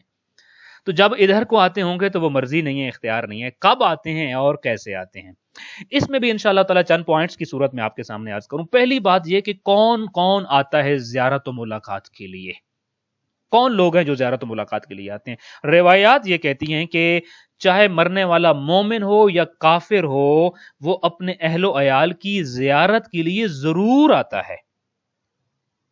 کوئی بھی جتنا مرضی گنہگار ہو وہ اپنے رشتہ داروں کے لیے، اپنے گھر والوں کے لیے، اہل و عیال کی زیارت کے لیے ضرور آتا ہے. وہاں سے اس کو اجازت ملتی ہے کہ جاؤ اپنے گھر والوں کی زیارت کر کے آؤ. ما من مؤمن ولا کافر الا وهو یاتی اہلا، کوئی مومن و کافر نہیں ہے جو اس دنیا سے رخصت ہو جاتا ہے مگر یہ کہ اپنے اہل و عیال اور اپنے گھر والوں کی رشتہ داروں کی زیارت کے لیے ضرور آتا ہے. اچھا اب ہمیں یہ ایک بات ذہن میں سمجھ لینی چاہیے کہ قبرستان میں جب ہم جاتے ہیں نا، قبر میں ہم جسم کو دفناتے ہیں، روح کو نہیں دفناتے. البتہ پھر ایک اس جان کا ایک الگ سوال ہے کہ قبر میں جانے کے بعد جسم اور روح کا کیا رابطہ ہوتا ہے، جس پہ ایک الگ لیکچر کی سیریز کی ضرورت ہے. لیکن قبر میں ہم نے روح کو نہیں دفنایا، جسم کو دفنایا ہے. لہذا روح بدن سے نکل کر آزاد ہو چکی ہے. بدن قبر میں ہے لیکن روح آزاد ہے. روح چاہے تو قبر میں ہو اور اگر اجازت ملے تو قبر سے آزاد ہو کر کسی بھی جگہ پہ جا سکتی ہے اور کہیں پہ بھی رہ سکتی ہے اور کہیں پہ بھی ہو سکتی ہے جب اس کو اجازت ملتی ہے خالق کائنات کی طرف سے. سو اسی لیے کہا گیا کہ کوئی مومن و کافر ایسا نہیں ہے جو اس دنیا سے رخصت ہو جاتا ہو، قبر میں چلا جاتا ہو مگر یہ کہ اس کو دوبارہ اس جہان میں آنے کی اجازت نہ ملتی ہے. اس کی روح کو اجازت ملتی ہے، وہ دوبارہ اپنے رشتہ داروں کو آتا ہے، دیکھتا ہے، ملتا ہے ان سے. پھر اگلا سوال یہ ہے کہ اچھا اگر وہ وہاں سے آتا ہے، ہم سے ملتا ہے، یہاں آ کر اس جہان کو دیکھتا ہے تو کیا کیا دیکھتا ہے؟ وہ کون کون سی چیزیں ہیں؟ جب روحیں گھروں کو آتی ہیں تو کیا دیکھتی ہیں، کیا محسوس کرتی ہیں، کیا کرتی ہیں؟ مومن کی روح جب اپنے اہل و عیال سے ملاقات کے لیے آتی ہے تو معصوم فرماتے ہیں فَيَرَى مَا يُحِبُّ وَيُسْتَرُ عَنْهُ مَا يُكْرَهُ. میں قربان جاؤں بخدا اس شریعت محمدی کے اوپر جو اس قدر مہربان ہے مرنے والے کے اوپر بھی، جو اپنے اختیارات کی دنیا سے جا چکا لیکن اس کے باوجود اس کے لیے اہتمامات ختم نہیں ہوتے، خالق کائنات کی طرف سے پروٹوکول ختم نہیں ہوتے کبھی، ہمیشہ اتنی عزت افزائی اور اکرام اور احترام ہوتا ہے. آپ فرماتے ہیں مومن کی روح جب اپنے اہل و عیال کے لیے ملنے کے لیے آتی ہے، زیارت کے لیے آتی ہے، تو اب ظاہر ہے وہ کون ہے جن کی زیارت کے لیے وہ آتے ہیں؟ میں اور آپ ہیں نا. تو ہم تو کبھی اچھے کام بھی کر رہے ہوتے ہیں، کبھی ہم سے غلط بھی ہو رہا ہوتا ہے، گناہ بھی کر رہے ہوتے ہیں. تو وہ جب آئیں خدا نخواستہ اور وہ دیکھیں عین اسی لمحے میں اور آپ کسی خدا نخواستہ لغو کی محفل میں مبتلا ہوں، خدا نخواستہ کوئی گناہ کر رہے ہوں، کسی معصیت کا ارتکاب کر رہے ہوں، تو کتنا غمگین ہوتے ہوں گے وہ.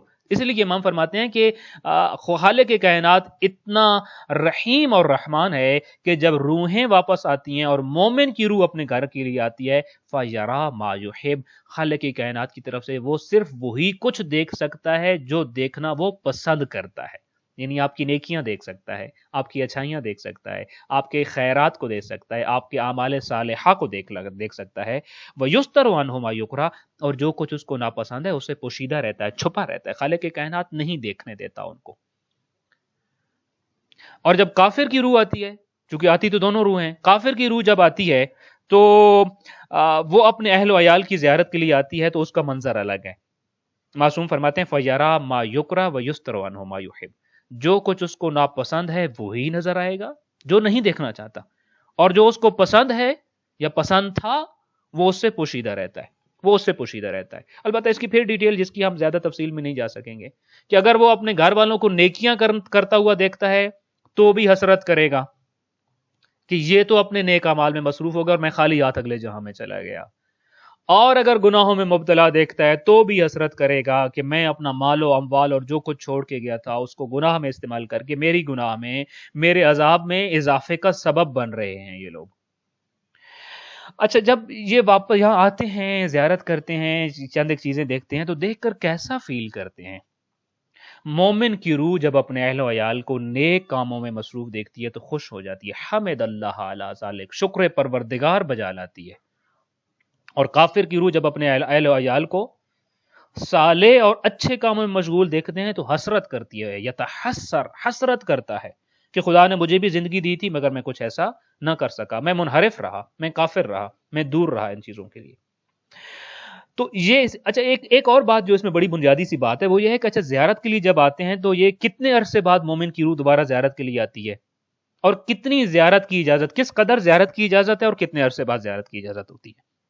البتہ اس کا دار و مدار اس جہان پر جو مومنین کا منزل ہے اور جو مقام ہے اس کے اوپر ڈیپینڈ کرتا ہے.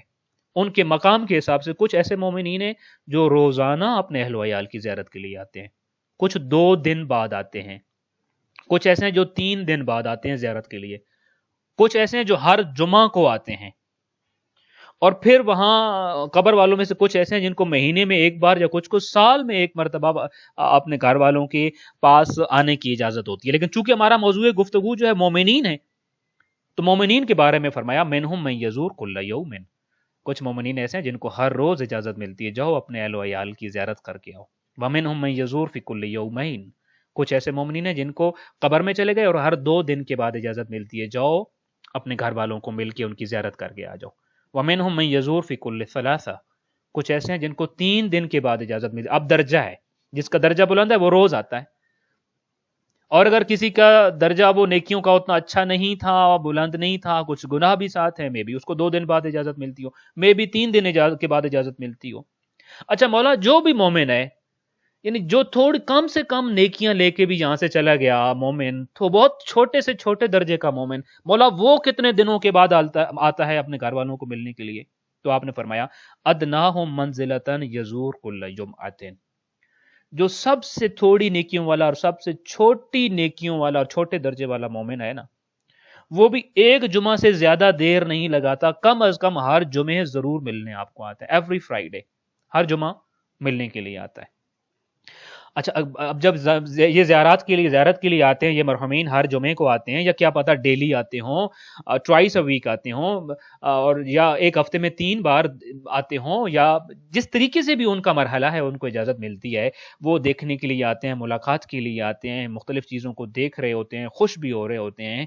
تو مجھے اور آپ کو تو پتہ نہیں چلتا وہ آئے ہیں، مولا ہمیں یہ پتہ چل جاتا کہ وہ آئے ہیں اور کس شکل میں آتے ہیں تاکہ ہمیں پتہ ہو اور ہم اندازہ ہم تھوڑا جو ہے آپ کہہ لیجئے کہ پریپیئرڈ رہیں کہ جب وہ آئیں گے تو ہمیں اندازہ ہو جائے کہ وہ آ گئے. تو مولا کس شکل میں حاضر ہوتی ہیں مومن کی روح، اور روحیں کس شکل میں حاضر ہوتی ہیں؟ اب اس میں روایات میں جو الفاظ استعمال ہوئے ہیں، بعض روایات میں ایک لفظ استعمال ہوا ہے کہ بشکل طائر، پرندوں کی شکل میں آتی ہیں، اور بعض روایات میں ایک لفظ استعمال ہوا ہے کہ علی شکل طائر لطیف، یعنی البتہ پھر اس کی ایک الگ ڈیفینیشن کے طاہر لطیف سے مراد خوبصورت پرندہ ہے یا نہ نظر آنے والا پرندہ ہے. بہرحال ان روایات کے دو معنی ہو سکتے ہیں. ایک معنی یہ ہے کہ پرندوں کی صورت میں حاضر ہوتی ہیں روحیں، جو کہ ایک ویک میننگز ہیں، یہ ویک میننگ ہے. ایک معنی یہ ہے کہ جیسے پرندے گھروں میں آتے ہیں اور گھر کی منڈیر پہ آ کر بیٹھتے ہیں اور بڑے آزاد ہوتے ہیں اور آتے جاتے رہتے ہیں، آپ کو معلوم بھی نہیں ہوتا، بالکل ایسی ہی روحیں بھی آتی ہیں. یعنی جیسے پرندہ ٹریول کرنے میں آزاد ہے، بالکل اسی طریقے سے وہ بھی آزاد ہوتے ہیں اور آپ گھر میں بیٹھے ہوتے ہیں اور آپ کو اندازہ بھی نہیں ہوتا. اس طریقے سے آپ کے پاس روحیں آ جاتی ہیں. اور پھر فرمایا یس کو تو اللہ جد رحم، جیسے پرندہ آ کے دیواروں پہ بیٹھتا ہے، آپ کے گھر کے ماحول میں آ کر وہ بیٹھتے ہیں. وہ یشرف علیہم، وہ آپ کو دیکھتے ہیں. اور ینظر الیہم ویسمع کلامہم، روح جب آتی ہے آپ کو دیکھتی بھی، آپ کی گفتگو بھی سنتی ہے، آپ جو کر رہے ہیں وہ بھی دیکھا، جو بول رہے ہیں وہ بھی سنتے ہیں. اچھا مولا، یہ جب روحیں آتی ہیں تو دن کے کس وقت میں آتی ہیں یہ پتہ چل جاتا؟ تو بعض روایات میں اوقات کا تذکرہ ہوا ہے. مثلا بعض روایات میں زوال کے وقت آتی ہیں، یعنی کہ ظہر کے ٹائم پہ تقریباً آپ کہہ لیجیے اس ٹائم پہ آتی ہیں. البتہ زیادہ تر روایات میں ٹائم کا تذکرہ نہیں، بلکہ ان الروح تحضر، یعنی کسی بھی وقت پہ روحیں حاضر ہوتی ہیں، واپس آتی ہیں، ملنے کے لیے آتی ہیں. اس سے زیادہ ڈیٹیلز نہیں ہیں. روحیں آ گئیں، ملاقات ہوئی، انہوں نے ہمیں دیکھا اور سارا وہ. اب جب ان کا آپ کہہ لیجیے وزٹ کے لیے آتی ہیں، ملنے کے لیے آتی ہیں، تو جب واپس جاتی ہیں تو کیا ان روحوں کی کیا حالت ہوتی ہے؟ اس کے بارے میں جو معصومین علیہم السلام کی روایات ہیں وہ یہ کہتی ہیں کہ مومن کی روح جب اپنی پسندیدہ چیزوں کا نظارہ کرنے کے بعد اور اپنے اہل و عیال کو صالح اعمال میں، نیک اعمال میں مصروف دیکھ کر واپس پلٹتی ہے تو خوشی خوشی واپس جاتے ہیں، مسرت و شادمانی کے ساتھ واپس جاتے ہیں، مسرور ہو کر.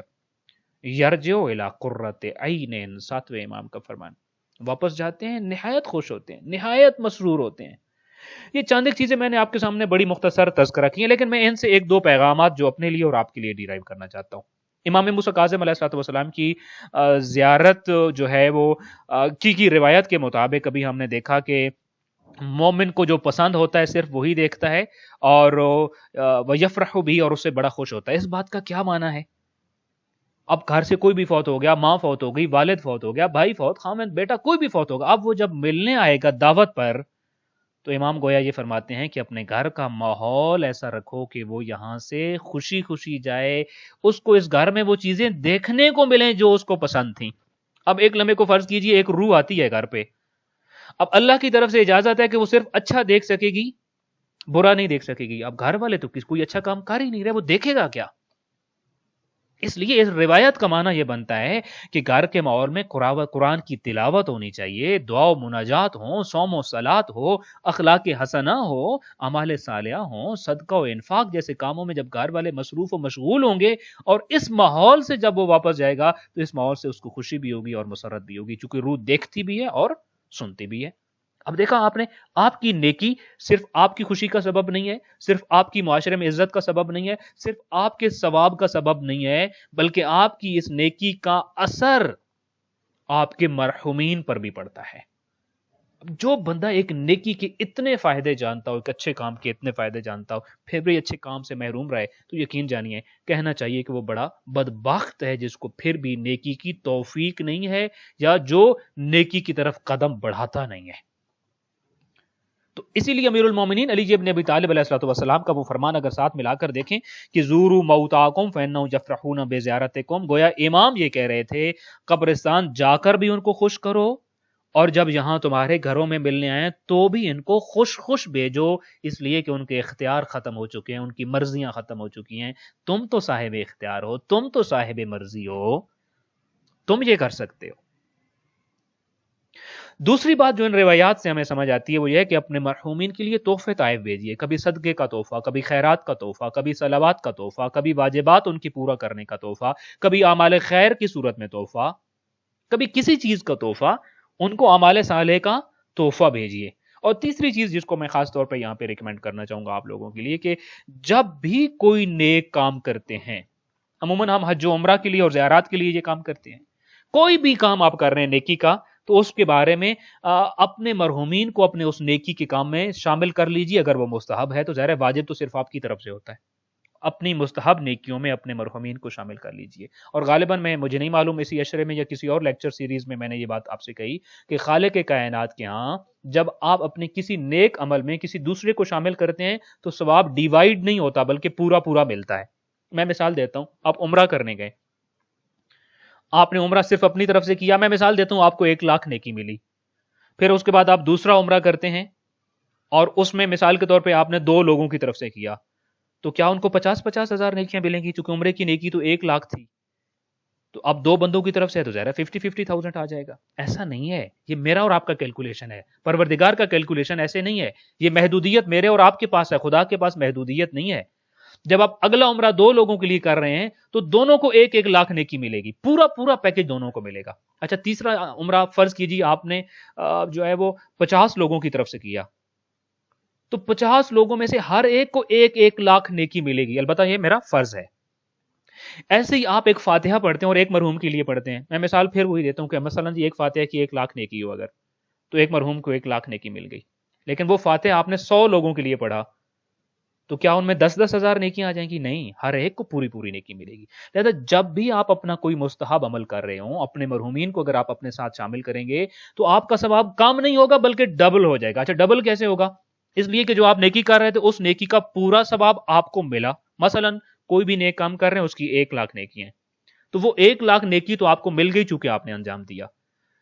ڈبل کیسے ہوا؟ ڈبل ایسے ہوا کہ آپ نے اس کار خیر میں دیگر مومنین کو شامل کیا، لہذا اس کی برکت، ان کے ساتھ صلہ رحمی اور ان کی حقوق کی ادائیگی کا دوسرا ثواب جو آپ کو ملے گا وہ ثواب کو ڈبل کر دے گا. لہذا کوئی سا بھی کام کرتے ہیں، اصالتن عن نفسی و نیابتن عن والدی عن والدتی عن اخوانی ان استقائی، پروردگارہ یہ کام میں اپنی طرف سے کر رہا ہوں اور اس میں نیابتاً اپنے ماں باپ، اپنے بہن بھائیوں، اپنے دوست احباب، اپنے رشتہ داروں کو بھی شامل کر رہا ہوں، لہٰذا اس کام کو ہم سب کی طرف سے تو قبول فرما. کوئی سا بھی مستحب کام جب آپ کر رہے ہوتے ہیں مرحوم کی نیابت میں ضرور کیجیے. ایک چیز جو میں یہاں پہ آخر میں ضرور کہنا چاہوں گا کہ وہ یہ ہے کہ مرحومین جب میری اور آپ کی زیارت کے لیے آتے ہیں اس لیے کہ ان کا میرے اور آپ کے ساتھ تعلق ہے اور میری اور آپ کی زیارت ان کو پسند ہے، انہوں نے زندگی کا ایک حصہ ہمارے ساتھ گزارا تھا. کیا مرحومین کا میرے اور آپ کے ساتھ واسطہ اور تعلق ہے تو قبر میں جانے کے بعد معصومین کے ساتھ بھی واسطہ اور تعلق ہوتا ہے یا ختم ہو جاتا ہے بلکہ بڑھ جاتا ہے؟ تو اب مرحوم کا تعلق میرے اور آپ کے ساتھ، ایک تعلق میرے اور آپ کے ساتھ ہے، ایک تعلق کربلا والوں کے ساتھ ہے، نجف کے ساتھ ہے، سامرہ کے ساتھ ہے، مشہد کے ساتھ ہے، جنت البقیع کے ساتھ ہے، یعنی معصومین علیہم السلام کے ساتھ ہے. ایک بات یہ واضح ہو گئی. دوسری بات، مجھے اور آپ کے پاس آنا اس کو اچھا لگتا ہے. کربلا جانے کے بارے میں کیا خیال ہے؟ ایک مرحوم کو قبر سے اجازت ملے کہ جاؤ کربلا جا کے زیارت کر کے آ جاؤ. مجھے اور آپ کو ملنے کے لیے خدا جو بھیجتا ہے وہ کربلا نہیں بھیجتا ہوگا؟ میرا اور آپ کا اس سے جتنا واسطہ اور تعلق تھوڑا بہت اور عارضی قسم کا تھا، خالق کائنات اس واسطے کو برقرار رکھتا ہے قبر میں جانے کے بعد بھی. وہ جو کربلا والوں کے ساتھ اس کا تعلق اور واسطہ تھا، وہ جو معصومین علیہم السلام کے ساتھ اس کا تعلق اور واسطہ تھا، وہ کیا خالق کائنات اس کو برقرار نہ رکھتا ہوگا؟ لہٰذا جب ہم ایک کام ہم کرتے ہیں، ایک اور کام آج سے ریکمینڈ کروں گا آپ کو. ایک کام الحمدللہ ہمارے ہاں ہوتا ہے کہ جب ہم زیارات کے لیے جاتے ہیں اور حج عمرہ کے لیے جاتے ہیں تو ہم اپنے مرحومین کی طرف سے نیابتاً کرتے ہوتے ہیں. مگر مرحومین کی نیابت میں ضرور زیارت کریں، لیکن خدا سے یہ والا سوال بھی ضرور کیا کریں کہ فلاں فلاں مرحومین کو پروردگارا تو اس ہفتے، اس جمعے کو، اس جمعرات کو کربلا کی زیارت کی اجازت عطا فرما. ان کے ٹائم ٹیبل کے مطابق پروردگارا اگر ٹائم ٹیبل میں یہ چیز نہیں بھی تھی، میں دعا کے ہاتھ اٹھا کر اس مرحوم کے لیے دعا مانگ رہا ہوں، پروردگارا آنے والے جمعہ کو میرے والد، میری والدہ اگر وہ مرحوم ہو چکے ہیں، کوئی اور آپ کا دوست احباب رشتہ دار، ان کو اس عاشورہ کو کربلا میں جانے کی، کربلا کی زیارت کرنے کی توفیق عطا فرما. ای رب یوفقہم لزیارت رسول اللہ، یوفقہم لزیارت الحسین، یوفقہم لزیارت امام موسیٰ بن جعفر، لزیارت علی بن موسیٰ الرضا. کیوں کریں یہ سوال؟ خالق کائنات سے یہ اس لیے مانگیں کہ مومنین کو اہل و عیال کی زیارت کی چاہت ہوتی ہے تو اجازت ملتی ہے.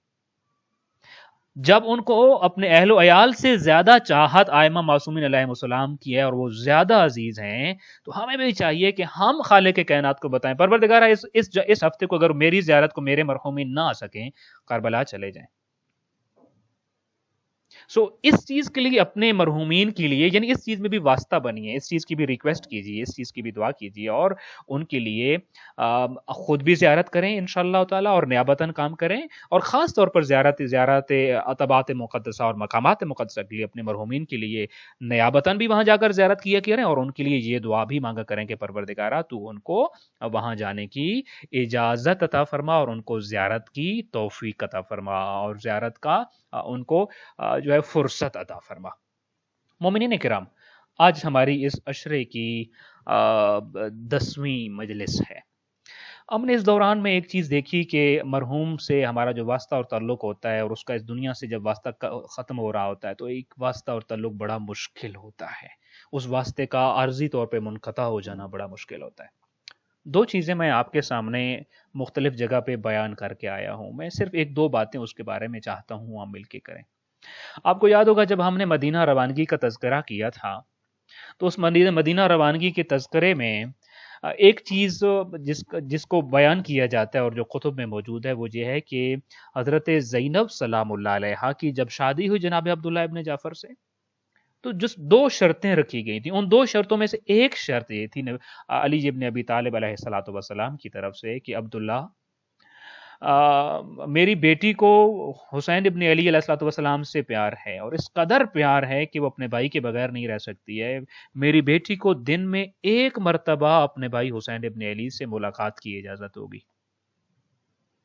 ایک شرط یہ تھی، میں باقی چیزوں کو چھوڑ کے جا رہا ہوں، چونکہ امیر المومنین علی ابن ابی طالب علیہ الصلوۃ والسلام جانتے تھے کہ شریکت الحسین کا اپنے بھائی حسین ابن علی کے ساتھ وہ واسطہ اور تعلق ہے کہ یہ ان کے بغیر رہ نہیں سکتی ہیں۔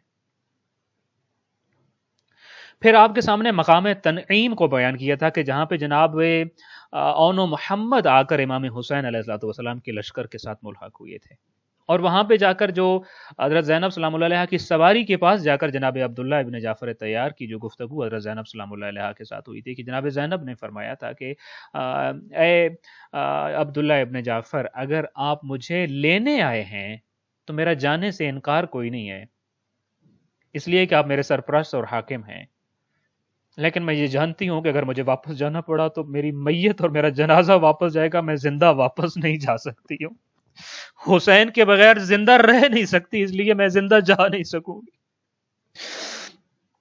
عزاداروں، میں آپ سے ایک سوال پوچھتا ہوں، وہی بہن ہے جس کے بارے میں مولا علی علیہ الصلوۃ والسلام نے فرمایا کہ یہ حسین کے بغیر رہ نہیں سکتی ہے، لہذا ایک دن میں ضرور ملاقات کی اجازت دی جائے۔ عبداللہ، یہ میں کہہ رہا ہوں، یہ شرط رکھ رہا ہوں نکاح میں، عقد نکاح میں۔ یہ وہی بہن ہے جو عبداللہ ابن جعفر طیار کو کہہ رہی، آپ سرپرست ہیں، آپ حاکم ہیں، آپ کا حکم واجب ہے، آپ کی اطاعت بھی واجب ہے، پر عبداللہ میرے بس میں نہیں ہے، آپ کا حکم ہوا میں واپس چلی جاؤں گی، لیکن حسین سے دور رہنا میرے لیے ممکن نہیں ہے، حسین سے دوری ممکن نہیں ہے۔ عزاداروں، 10 محرم کا دن تھا، اور اس 10 محرم کے دن میں ایک وہ وقت آیا کہ یہی مظلوم شریکت الحسین کے سامنے کھڑے ہو کے کہہ رہا تھا، یا زینب و یا ام کلثوم و یا سکینت و یا فاطمہ علیکن منی السلام۔ اے شریکت الحسین بہن زینب، اب الوداع کا وقت آ گیا ہے، اب حسین اجازت لینے کے لیے آ گئے۔ میرا کہنا آسان ہے، آپ کا سننا آسان ہے۔ امام علیہ الصلوۃ والسلام نے جب تنہا رہ گئے نا میدان کربلا میں، جب خیموں میں آئے ہیں تو 2 کام کیے ہیں۔ پہلا کام ہے آپ نے جو امامت کے اسرار و رموز تھے وہ سپرد کیے ہیں امام سجاد علیہ الصلوۃ والسلام کے۔ دوسرا کام الوداع تھا اپنی بہنوں سے۔ یہ الوداع بڑا مشکل ہے۔ خیمے کے دروازے پہ آ گئے آپ، خیمے کے دروازے پہ کھڑے ہو کے اپنی بہن زینب عالیہ کو مخاطب کر کے کہتے ہیں، یا اختہ ایتینی بثوب عتیق لا یرغب فیہ احد من القوم، بہن زینب کو اتنا پرانا لباس دے دو کہ میرے مر جانے کے بعد اس کو لوٹنے کے لیے بھی کسی کا دل نہ کرے۔ عزادارو، دل پھٹتا ہے یہ مسائب بیان کرتے ہوئے۔ یہ وہ حسین ہے جس کی پوشاک تو خالق کائنات جنت سے بھیجتا ہے، اے حسین، آپ تو وہ ہیں جن کے لیے جبرائیل امین درزی بن کے دروازے پہ آتے ہیں. آپ اتنا پرانا لباس مانگ رہا ہے جس کو لوٹنے کا بھی کسی کا دل نہ کرے. عزادارو، حضرت زینب سلام اللہ علیہ جانتی تھی. ایک پچھلے مصائب میں آپ کے سامنے میں نے اشارہ کیا تھا، امیر المومنین کا آخری وقت تھا. جب آپ کی پیشانی پہ پسینہ نمودار ہوا نا، تو نبی کریم صلی اللہ علیہ وآلہ وسلم کی حدیث بیان کی تھی. کہا تھا میں تمہارے نانا کی حدیث بیان کرتا ہوں، جب مرنے والے کی پیشانی پہ پسینہ آ جائے تو سمجھو اب وقت قریب ہے. جب امیر المومنین نے یہ روایت بیان کی نا، عزادارو زینب کبریٰ بھی پاس بیٹھی تھی. کتب میں لکھا ہے وہ روایت سننے کے بعد بابا سے مخاطب ہو کر کہتی ہے آپ نے نانا کی ایک روایت اور حدیث کا تذکرہ کیا ہے، بیٹی یہ پوچھنا چاہتی ہے ایک اور روایت کا بھی بتاتے جائیے. وہ کیا ام ایمن والی روایت بھی صحیح ہے، وہ کربلا والی روایت، وہ کوفہ و شام والی روایت؟ رو پڑے تھے علی. کہا تھا ہاں زینب کبریٰ وہ روایت بھی صحیح تیرے نانا بتا گئے، تو کربلا بھی جائے گی. عزادارو، حضرت زینب کو پتا تھا، ان روایات میں بتا دیا گیا تھا اے زینب کبریٰ جب خیمے کے دروازے پہ آ کے بھیا حسین پرانا لباس مانگے نا، اس کو پرانا لباس نہ سمجھنا، اس کو حسین کا کفن سمجھنا. عزادارو، ایک بھائی اپنی بہن سے کفن مانگتا ہو، بہن مر نہ جائے غم سے، یہ کوئی عام بھائی نہیں ہے، یہ کوئی عام بہن نہیں ہے، یہ وہی زینب ہے جو کہتی ہے حسین کے بغیر جی نہیں سکتی. عزادارو، ایک منزل آگے بڑھاؤ، چند جملے آپ کی خدمت میں عرض کروں، آپ کی زحمت تمام کروں. وہ لباس دیا گیا امام حسین علیہ السلام کو، خزقہ و مزقہ، اس بوسیدہ اور پرانے لباس کو بھی ٹکڑے ٹکڑے کرنا شروع کیا، کپنے آپ، تاکہ جب میں اس دنیا سے چلا جاؤں میرا دشمن بڑا کمینہ ہے، کسی کو اس لباس میں کوئی لالچ نظر نہ آئے. عزادارو، وہ لباس پہن لیا، اسلحہ جنگ سے مسلح ہو گئے. عزاداروں نے ایک حالہ بنایا، بیویوں نے رونا شروع کیا. میں آپ سے پوچھتا ہوں یہ الوداع کوئی آسان ہوگا؟ بیویاں جانتی تھی یہ آخری سہارا ہے جو جا رہا ہے، اس کے بعد کوئی سہارا نہیں ہے. بیویوں کے دل پہ کیا گزری ہوگی. اور ادھر مظلوم بھی جانتے تھے میرا دشمن بڑا کمینہ ہے، اس سے کسی بھی چیز کی توقع کی جا سکتی ہے. اب جب میں جا رہا ہوں کربلا تو کس کو سہارا بنا کے جاؤں گا؟ دونوں جانتے تھے اب سوائے خدا کے کوئی سہارا نہیں ہے. تبھی خیمے کے دروازے پہ کھڑے کہہ رہے تھے یا سکینہ و یا فاطمہ و یا زینب و یا ام کلثوم علیکن منی السلام. عزادارو، جب سب سے الوداع کر لیا نا، چند قدم ہی بڑھائے تھے نا کہ ایک چھوٹی سی معصومہ سامنے آ کے کھڑی ہو گئی.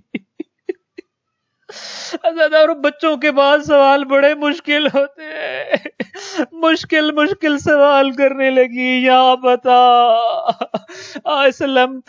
استسلمت للموت، بابا جان کیا مرنے کے لیے آپ بھی تیار ہو گئے ہیں؟ ایک 4 سال کی معصومہ اپنے بابا سے یہ پوچھے، جو بھی میدان گیا ہے زندہ واپس نہیں آیا، بابا کیا آپ بھی موت کے لیے جا رہے ہو؟ عزادارو، مظلوم نے فرمایا کیف لا یستسلم للموت من لا ناصر له ولا معین.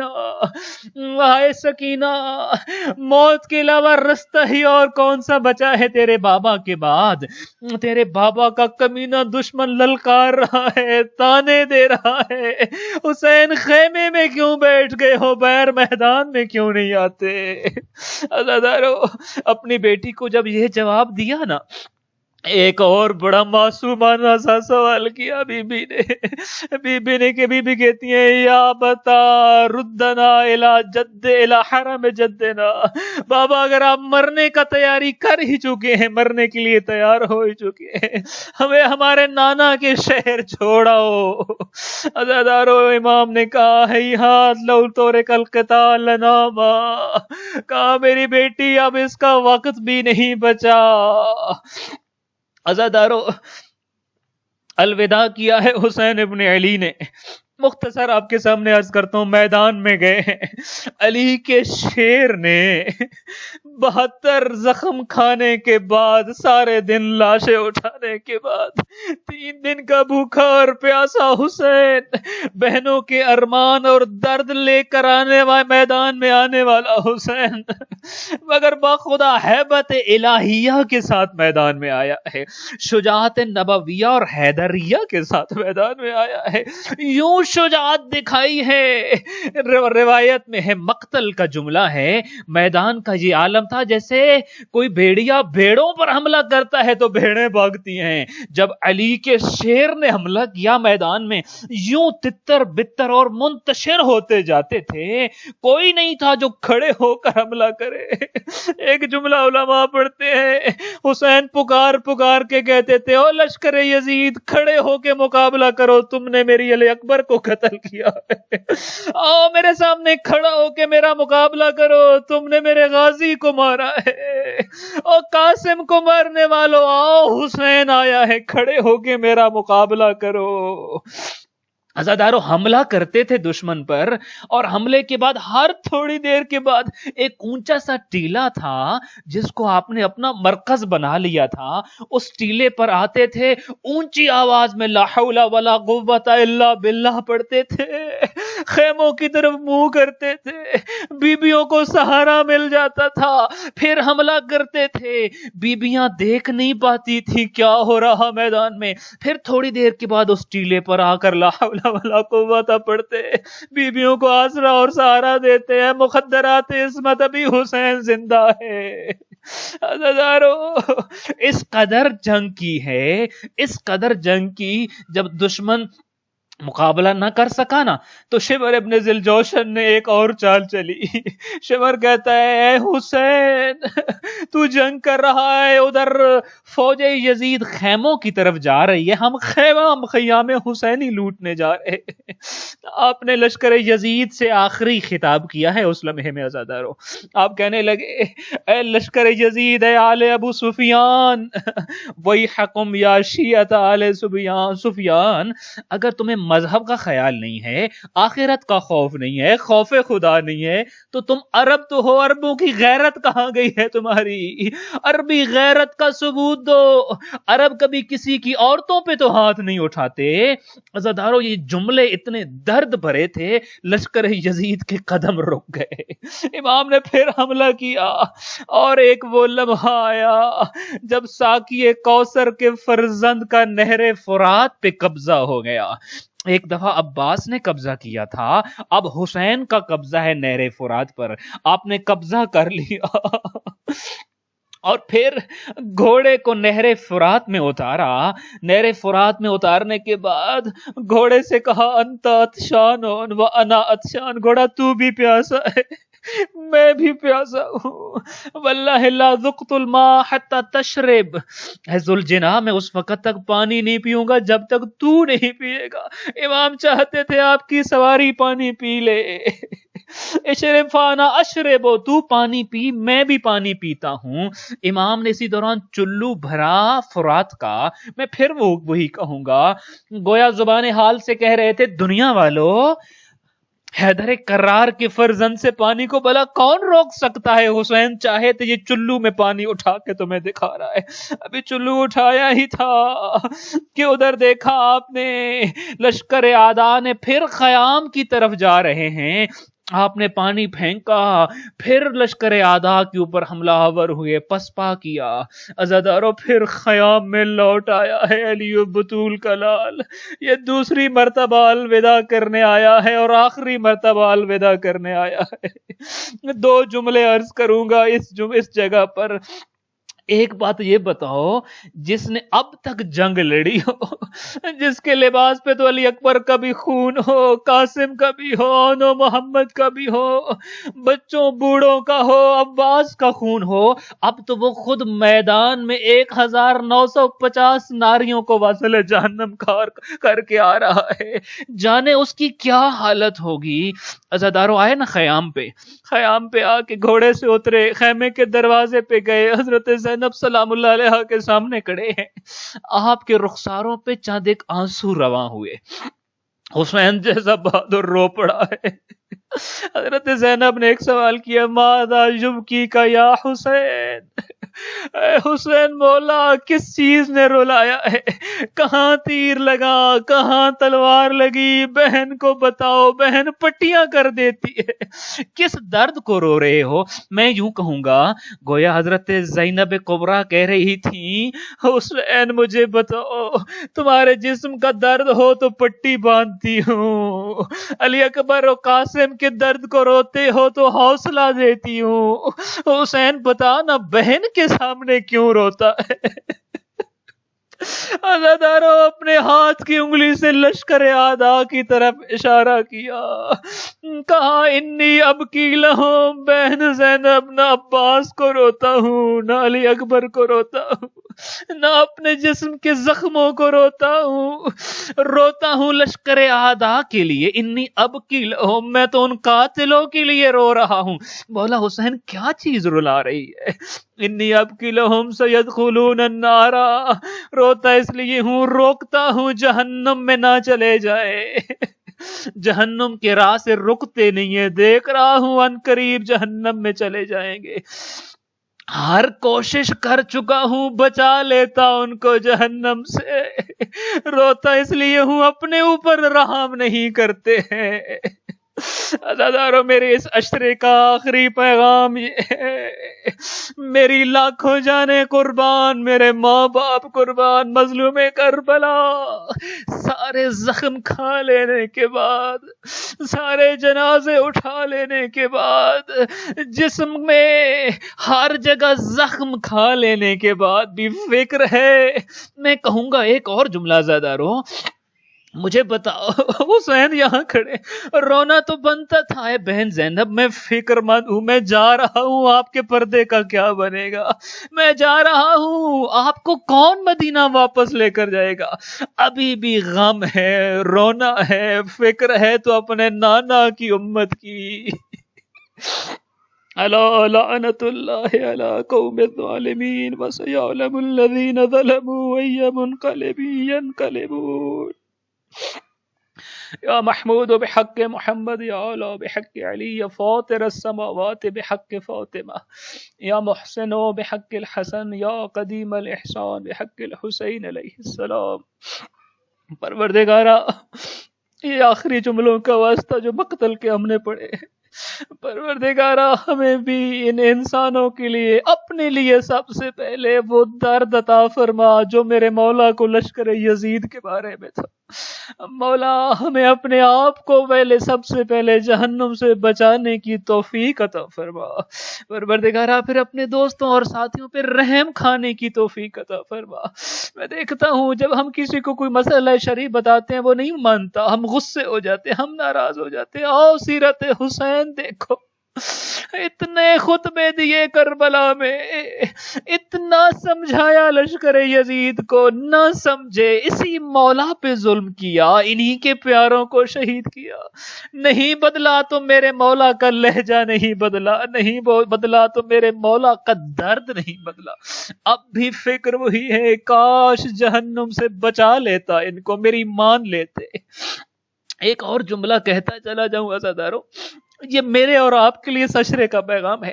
میرا ماننا یہ ہے، میرا عقیدہ یہ ہے، جب مولا نے کہا تھا نا حل من ناصر ینصرنا، ہے کوئی جو میری مدد کو آئے، ارے مولا تو ایک رات پہلے ساروں کو اجازت دے رہے تھے چلے جاؤ، کیسے ہو سکتا ہے حسین نے اپنے لیے مدد مانگی؟ میرا عقیدہ ہے حسین مدد نہیں مانگ رہے تھے، حسین رستہ دے رہے تھے۔ کیا پتا لشکر یزید میں کوئی ہو جو اس لشکر یزید کو جہنم کو چھوڑ کے جنت میں آنا چاہتا ہو، مگر کیا پتا وہ علی اکبر کا قاتل ہو، کیا پتا وہ قاسم و عون و محمد کا قاتل ہو، شرم سے نہ آ پا رہا ہو۔ مولا کہہ رہے تھے لشکر یزید آنے کا رستہ میں دیتا ہوں، بہانہ میں دیتا ہوں، کہنا حسین نے مانگی مدد تو چلے گئے، تم قاسم کے قاتل ہو تو قتل معاف کر دوں گا، علی اکبر کا قاتل اگر آ جاتا کیا حسین معاف نہ کرتے جب بلا رہے تھے؟ یہ ایک بہانہ تھا، یہ ایک آخری حجت تھی۔ اب بھی کوئی آنا چاہے نا، میرے ایک پتھر مار لینے کے بعد بھی کوئی آنا چاہے، حسین قبول کر لے گا، تبھی تو بلا رہا ہے نا، حل من ناصر ینصرنا، کوئی آ جاؤ مدد کے لیے۔ آپ یہ اعلان کر رہے تھے کوئی اب بھی آ جائے حسین قبول کر لے گا، جنت میں ساتھ لے جائے گا۔ آؤ عزادارو، اتنا ہی ترس اپنے اوپر کھاتے ہیں، اتنا ہی رحم اپنے اوپر کھاتے ہیں، اپنی آخرت کی فکر کرتے ہیں، اپنی جنت کی فکر کرتے ہیں، اپنی قبر اور موت کی تیاری کرتے ہیں۔ پروردگارا ہمیں اپنی قبر اور موت کی تیاری کرنے کی توفیق عطا فرما، موت کے اندھیروں کو روشنی میں بدلنے والے اعمال کرنے کی توفیق عطا فرما، موت کی تنہائی اور قبر کی تنہائی کو انس و محبت میں بدلنے والے اعمال اور نیکیاں کرنے کی توفیق عطا فرما۔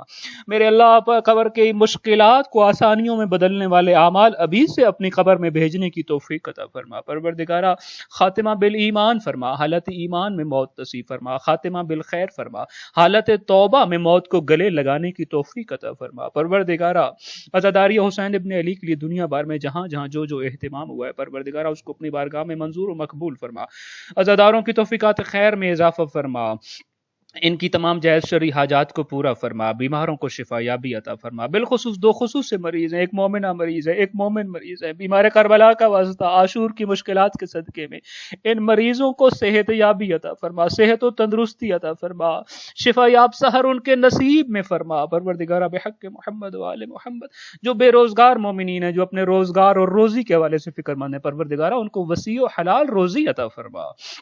پروردگارہ بحق محمد و آل محمد رزق حلال میں سے راہ کربلا پہ لگانے کی توفیق عطا فرما۔ پروردگارہ بحق محمد و آل محمد اپنی زندگی میں اپنی قبر اور اپنی آخرت کا توشہ آگے بھیجنے کی توفیق عطا فرما۔ پروردگارہ ائمہ آل البیت علیہ السلام کے سچے رستے پر چلنے کی توفیق عطا فرما، واجبات پہ عمل کرنے، محرمات سے رک جانے کی توفیق عطا فرما، دوسروں کو معاف کرنے، دوسروں کو دل سے لگانے، دوسروں کو قریب کرنے، دوسروں سے اچھا سلوک کرنے کے لیے شجاعت و بہادری عطا فرما۔ پروردگارہ بحق محمد و آل محمد امام زمان علیہ الصلوۃ والسلام کی نصرت کا موقع اور عطا فرما، اپنے امام کے اوان و انصار میں سے، ان کے سپاہیوں، ان کے جرنیلوں میں سے شمار فرما۔ پروردگارہ ظہور کی راہ ہموار کرنے والوں میں سے ہمارا شمار فرما۔ پروردگارہ نصرت امام کی توفیق عطا فرما، امام زمان علیہ الصلوۃ والسلام کے ساتھ رابطے میں رہنے کی توفیق عطا فرما، اپنا سر اپنے آقا کے قدموں میں رکھنے کی توفیق عطا فرما، اپنے آقا کے ساتھ سرخ و رنگین شہادت کی موت نصیب فرما۔ پروردگارہ بحق محمد و آل محمد ہمیں ہماری زندگی میں بارہا زیارت قبر حسین عطا فرما، آخرت میں شفاعت مادر حسین عطا فرما، بحق زہرا و امہا و ابیہا و بالہا و بنیہا و سر المستودع فیہا برحمتک یا ارحم الراحمین۔ اللہم صلی علی محمد و آل محمد وعجل فرجہم۔ یہ فاطمہ کی امانت ہے، اتنا یاد رکھو، یہ فاطمہ کی امانت ہے، اتنا یاد رکھو، ہمیں حسین نئی نسل کے سپرد کرو۔